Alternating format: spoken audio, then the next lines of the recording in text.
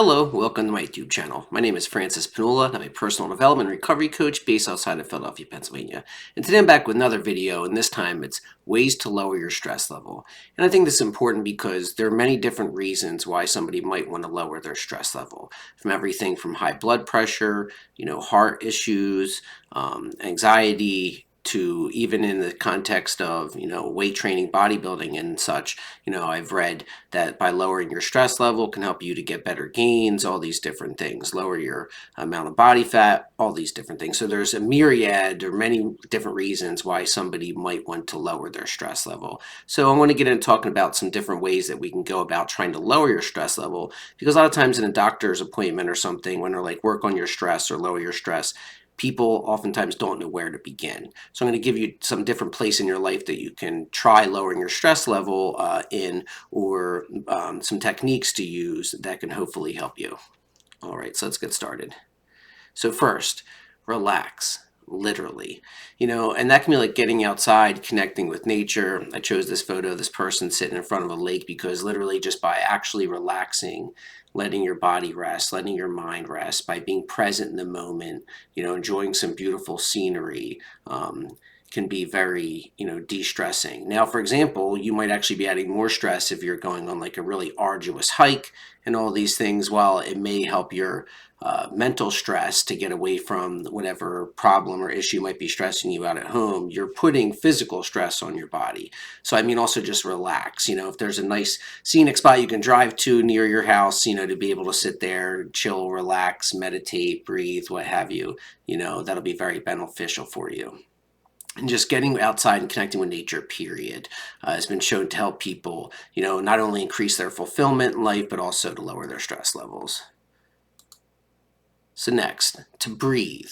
A lot of times when we're stressed, either, it's why people start like hyperventilating, kind of losing control of their own breath. And it becomes this spiraling upward cycle. The breathing gets faster and faster, the heart rate's getting faster, and you're feeding into that cycle, right? So the opposite would be to take slower, deeper, more deliberate breaths, that people are doing in things like meditation, even yoga, just breathing exercise in general, things like Tai Chi, where the movements are literally linked to the breathing in and out, being the slow, focused movement that can really help to also lower your stress levels. Because like I said, in times that we're stressed, but we're not taking full deep breaths, our breathing becomes more shallow. So by taking these full or deeper breaths, you're also signaling to like your parasympathetic nervous system, to your heart and such, to slow down. An example I also like to use is for free divers. That these people that dive really deep down, competitively, or it would have been, their ancestors diving deep down to, catch shellfish, what have you, that they purposely lower their heart rate and do breathing stuff and meditation almost beforehand before going down, because the lower they can get their heart rate and the lower their stress, the longer they can stay underwater. So I'm just kind of applying some of these concepts on land without having to dive beneath water. Like, I like taking tools that people have found, especially have been beneficial, naturally over time, and have shown themselves, super effective. How can we borrow some of these tools and techniques, to bring into our regular life, where you're not diving under the ocean, but you're just trying to lower your stress level, lower your heart rate during a period of stress or a difficult situation, going into a very difficult meeting or situation. Like, you can sit there and do some breathing exercises in your car beforehand, meditate a little bit to kind of lower your stress level preemptively before you walk into the room. So that way, instead of walking in a more heightened state, you're walking in a more relaxed state. And this can be beneficial for work, anything.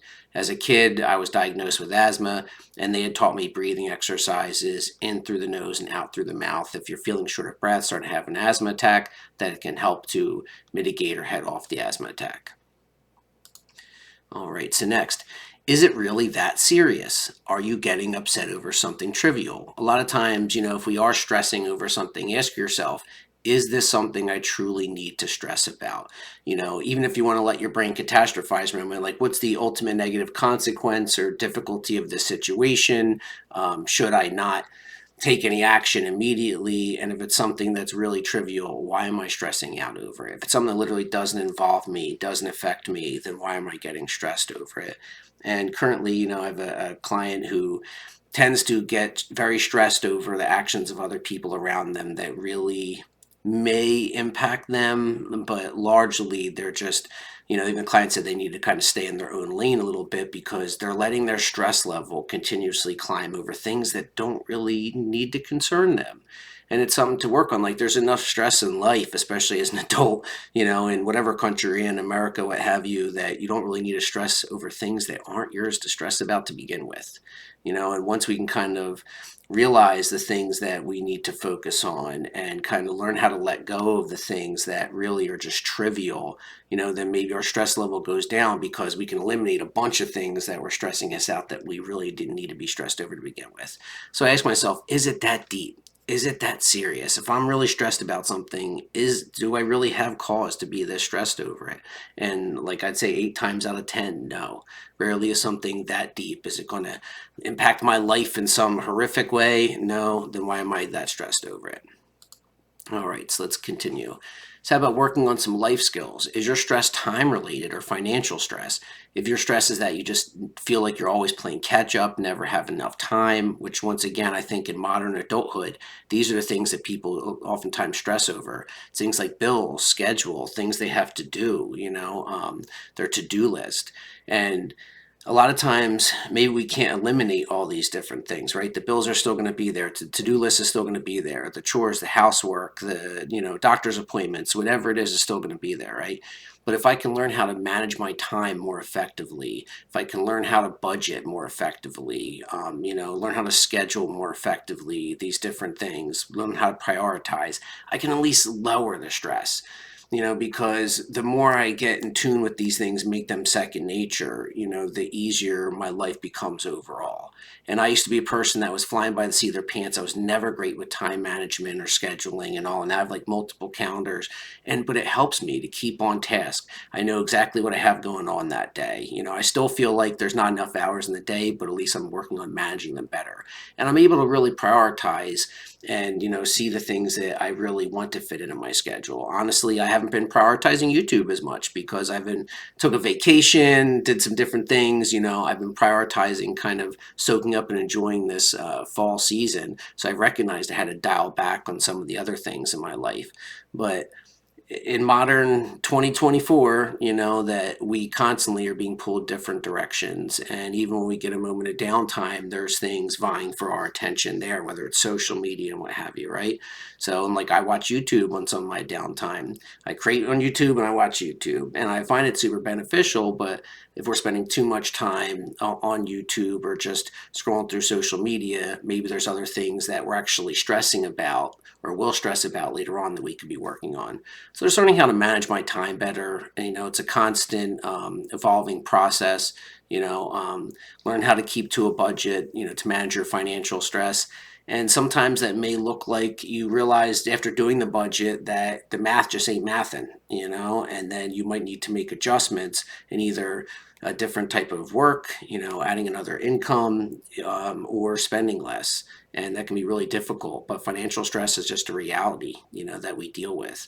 And you can go to therapists, you can talk to counselors. I've been to enough and I've worked with enough and different things that it's one thing they really can't often help you with. Maybe they can point you towards different resources, but financial stress is real.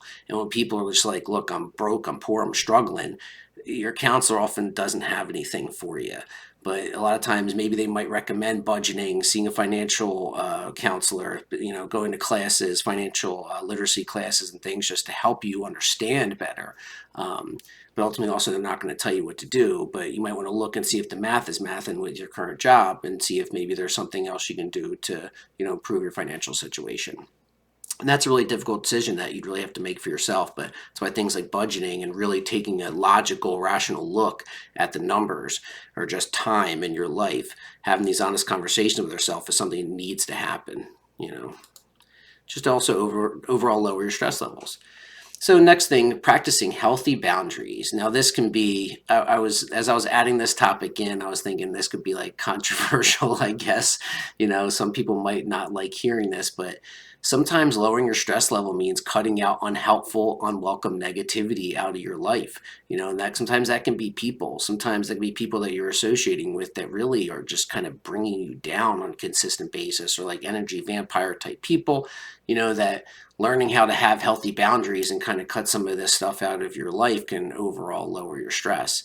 Suppose you have a coworker that you chat up with, but they're constantly complaining and saying negative things about, the job or what have you, and it can start to make you feel negative. If you're in a situation and, they've actually done studies where it with using it was people in college that having a college roommate with a more negative outlook decreased people's levels of, happiness and things like that, that they started taking on a more negative outlook. They've been studies that reading negative statements can make you, potentially feel more negative, right? So that's why the things that you kind of are around, you're surrounding yourself with, kind of watering your garden with these different things, if they're not helpful and it's toxic, then it could be increasing your stress level. So that's why sometimes surrounding yourself with people who are more positive, who bring, more joy to your life, can be helpful. And once again, I feel that this can be controversial, telling you, maybe you got to cut out some negative people, but I think that it can be very beneficial for people's stress levels. And it's, once again, these are difficult conversations to have with yourself, or who are these people that are in your life that are bringing negativity or difficulty, and to truly have these honest conversations. Are you just viewing it negatively, and have like a cognitive distortion about it, or is it actually negative? Is the person helpful in some way? Having these honest conversations, but learning how to cut some of these unnecessary things out of your life, which can also free up your schedule and your time management a little bit. If you have a person that's a constant time suck on you, then by kind of building a healthy boundary there, so that way they're not, using so much of your time, can free up some time to do other things for yourself. And ultimately, that's, if you're trying to lower your stress, and if your stress is at a level that it's become like kind of unmanageable, then you need to start prioritizing yourself. This is part of your self-care, in order to take care of yourself, that you might need to erect some more healthy boundaries, strong boundaries in your life. And don't feel like it's selfish or self-centered. Like, self-care is not selfish.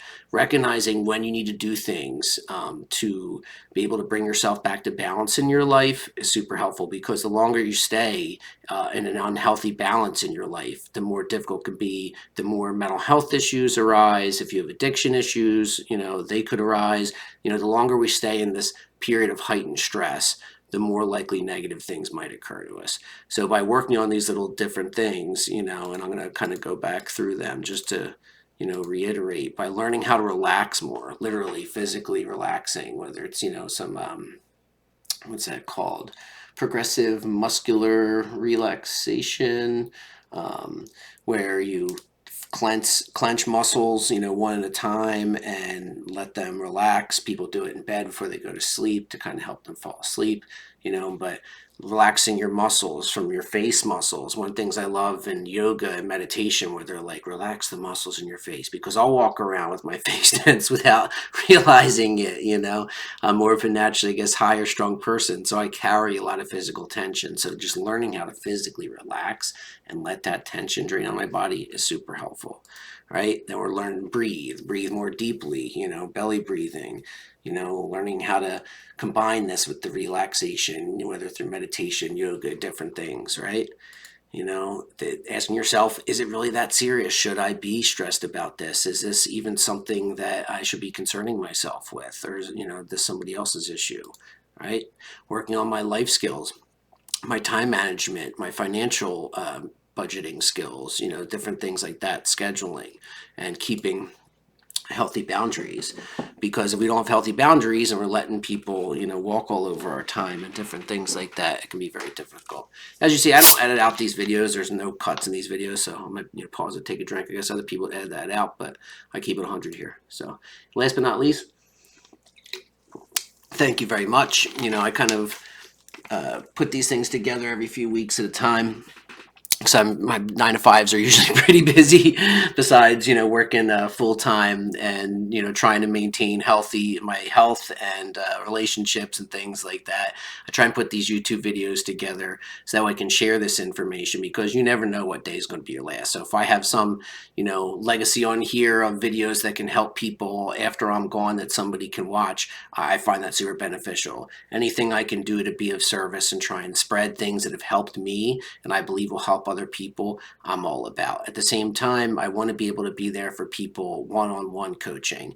Like currently in one of the roles that I work, I see a lot of the same people all the time. And by having these longer relationships that you can spend time with somebody, you can be there along that road to progress and be able to celebrate these victories and to be there for difficult moments. Like I tell my clients, I'm there for your worst day, not just your best day. I'm not just there for when we're celebrating and things are going good. Like, come to me on your worst day, when you're really stressed out, when you're having challenges, when you're having difficulties. Like, that's when the work is done. When everything's going smooth and everything's great, we check in, like, it's wonderful. It shows that maybe the work is working, right? But you're really doing the work in these moments when you are stressed, when you're working on these things. Like, that's when we're using the tools, right? So, as always, I'm trying to work on getting better at marketing myself. But if you're interested in one-on-one coaching, you can either email me, Francis, premiumpersonaldevelopment.com, visit my website. I'll put all that stuff in the description, I guess, down below. All right, thank you, and have a great day. Bye.